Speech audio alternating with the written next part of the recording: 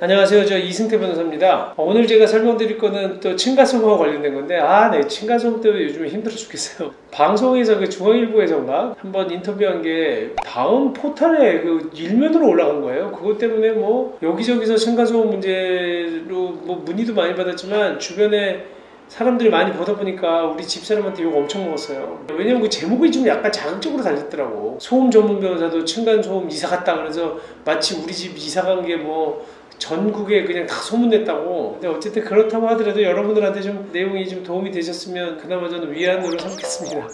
근데 제가 또 얘기 드리려고 하는 게 층간소음 관련된 거예요. 이번에는 어떤 내용이냐면, 소음에 관련돼서 얘기를 많이 했는데 층간소음 관련된 대표적으로 두 가지예요. 제일 많이 보시는 층간소음 관련된 거는 층간소음 해결 방법에 대한 거고, 원래는 그 전에 있었던 동영상이 정말 해결 방법이 없다, 내가 피해자로서 어떤 고통을 받았는지, 그리고 우리 집에서 어떤 일이 있었는지 설명하는 게 있거든요. 그 내용은 어떻게 보면 정서적인 측면으로 얘기한 거고, 두 번째 거는 현행법상 어떻게 할 수 있는 방법은 다 뭐냐, 이거를 한번 설명해 드린 거고, 이번에 지금 제가 얘기 드리려고 하는 건 많은 분들이 궁금해 하세요. 야, 해결책이 그럼 없는 거야? 아니면 그러면 아파트에 이 슬라브 두께를 갖다가 조절하거나 그러면 안 돼?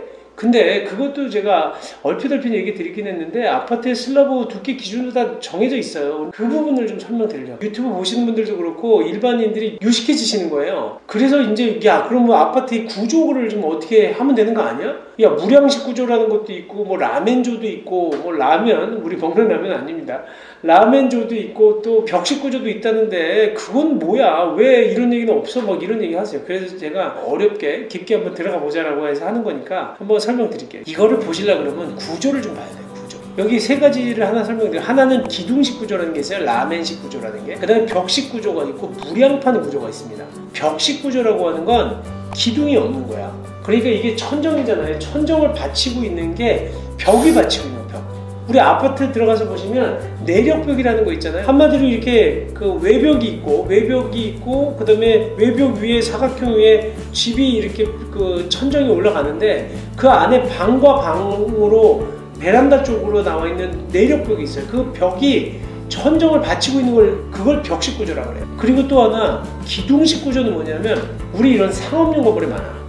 기둥 있는 거 있잖아요. 저 가운데도 보면 기둥 있는 거. 그 외국어로 이제 라멘식 구조라고 하는 거예요. 기둥식 구조는 수직으로는 기둥이 있지만 이렇게 위로 나와 있는 거 있잖아요. 쭉 위 천정 위에 달리는 거. 보와 기둥으로 되어 있는 게 라멘식 구조예요. 그게 기둥식 구조. 그리고 무량판 구조는 기둥은 있는데 저희가 없어. 이 보가. 그게 이제 무량식 구조예요. 세 가지의 차이가 뭐냐면, 벽식 구조는 세대 간에 이제 방음이 좋아요. 내력벽 두께 때문에 이제 세대 간에 방음이 좋은데 공사비가 좀 저렴하다는 거야, 이 벽식 구조가. 그러니까 실제로 우리나라 지금 아파트는 전부 다 벽식 구조로 져요. 그리고 또 공간 활용이 좋아. 회사 같은 경우에는 기둥이 있으면 공간 활용이 안 좋잖아. 막 주방에 갑자기 그냥 기둥이 더 있으면 그거 어떻게 먹는 거. 그러니까 기둥식 구조를 안 쓴다. 공간 활용을 최대한 넓게 뽑으려고. 그러다 보니까 벽식 구조로 하는데, 이 문제가 뭐냐면 위아래가 다 같은 벽으로 붙어 있잖아. 위층, 아래층, 우리 집 해가지고 쭉 붙어 있다 보니까 여기서 마치 밑에서 쿵 튀면 위로 다 올라가, 소리가 흔들려서. 그 진동으로 역할을 하니까 벽이 어디서 친 건지 몰라. 꿍 쳤는데 이게 위층에서는 밑에 층에서 쳤다고 생각하는데 실제로는 그 밑에 층에 친 경우가 있는 거예요. 그리고 이 사방에서 이게 진동이나 이런 소리의 전달이 벽을 통해서 나오니까, 특히 이제 공기 전달음보다는 충격음 소리가 더 그렇게 많이 들리는 거죠. 그래서 소음, 우리 아파트에서 분쟁에서 많이 생기는 이유 중에 하나가 벽식 구조 때문에 그래요. 벽식 구조다 보니까 안 뛰었는데 뛰었다고 그런다는 거지. 그래서 이게 벽식 구조의 문제점도 있어, 사실상. 근데 기둥식 구조는 그런 면에서는 좋아요. 소음 전달은 굉장히 잘 안 돼. 훨씬 좋은데 비용이 비싸. 그리고 공간 활용이 좀 떨어지니까 기둥식 구조를 안 쓰는 거예요.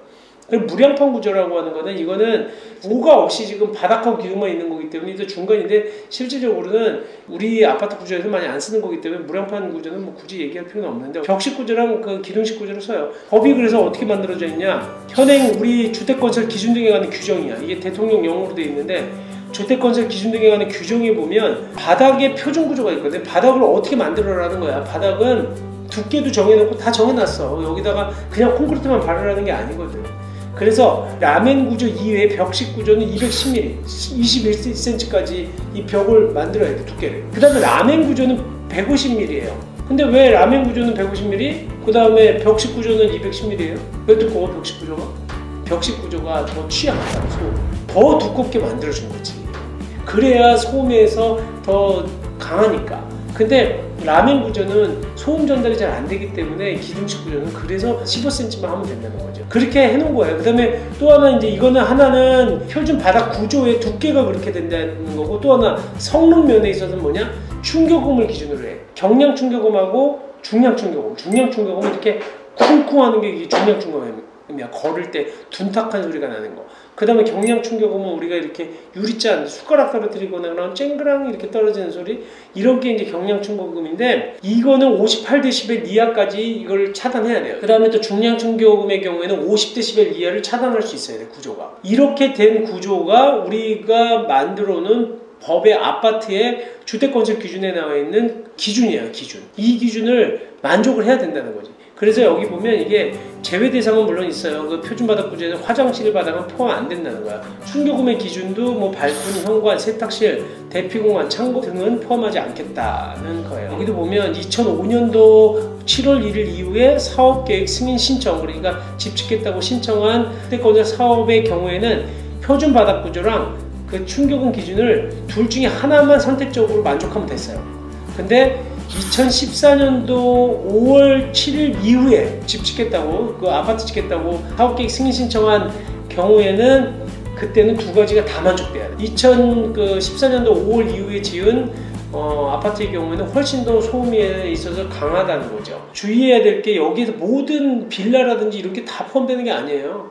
여기에서 지금 얘기하는 2014년도 5월 7일 이후에 사업계획 승인 신청한 것들, 이런 얘기를 하는 게 전부 다 표준 바닥 구조 기준이라든지 충격음 기준을 충족해야 되는 건 지금 주택법에 따라서 사업계획 승인을 받는 공동주택의 하나인 거예요. 그렇기 때문에 주택법에 따라서 사업계획 승인을 받지 않는 빌라들이라든지 조그만 단독주택 같은 경우는 규정을 적용받지 않아요.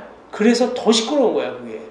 그러니까 소음에 있어서 더 취약한 부분이 있는 거죠. 층간소음 저감에 대한 기준도 굉장히 많이 변경됐어요. 나라에서도 계속 신경을 많이 썼거든요. 이게 벌써 옛날에는 얼마부터 시작된 거냐면 2004년도에는 이게 슬래브 두께가 180mm까지였거든요. 그러다가 2005년도에 210으로 올렸고, 2014년도부터 시작하면서 기능도 어느 정도 보완을 해서 두 가지를 전부 다 만족시킬 수 있는 바닥 충격음 차단 구조를 두라고 명시를 했던 거예요. 그래서 이게 법들이 계속 바뀌어왔다는 거죠. 이렇게 계속 해왔는데도 문제는 뭐냐? 계속 발생해. 소음이 더 시끄러워졌어. 이거는 요즘에 코로나 때문에 집에 있는 것도 있지만 사람들이, 야, 우리 집은 이게 소음에 있어서 대비가 잘 돼 있는 아파트래, 그렇게 생각해서 그래 더 뛰는 경우도 있다는 거죠. 여기 만약에 옆방하고 소리가 잘 들리잖아요? 그럼 사람이 어떻게 얘기하는 줄 아세요? 조용조용히 얘기해. 들릴까봐. 이게 너무 삐걱삐걱거리고 잘 들려. 그러면 뭐든지 좀 사람이 조심해. 근데 오히려 이게 울리지도 않고 옆소리가 잘 안 들리는 것 같으면 더 떠드는 거야. 그러니까 이거는 바닥 충격음을 아무리 차단 구조를 좋게 하고 또 슬라브 두껍게 한다고 해서 과연 소음이 안 나나? 사람이 문제야, 사람이. 사실은 내가 볼 때 아무리 봐도 사람이 문제야. 요즘에 너무 소음 분진 뭐 이런 것 때문에 고통받는 사람들도 많은데, 거기다가 특히 층간소음 때문에 너무 힘들어 하시니까 좀 더 알고 싶으신 분들을 위해서 저희가 층간 슬라브 두께 기준에 대해서 좀 설명을 드렸어요. 좀 참고하시고 층간소음에서 벗어나서 좀 쾌적하게 생활하실 수 있기를 정말 간절히 기대합니다. 네, 감사합니다. 이 바닥 충격음 차단 구조 기준에 대해서 국토부고시에 굉장히 자세하게 나와 있어요. 필요하시다고 생각하시는 분들이 계시면 법제처 사이트가 있거든요. 법제처 사이트에 들어가셔서 소음 방지를 위한 층간 바닥 충격음 차단 구조 기준이라는 국토부 고시가 있으니까 거기 들어가셔서 보시면 자세하게 설명이 되어 있습니다.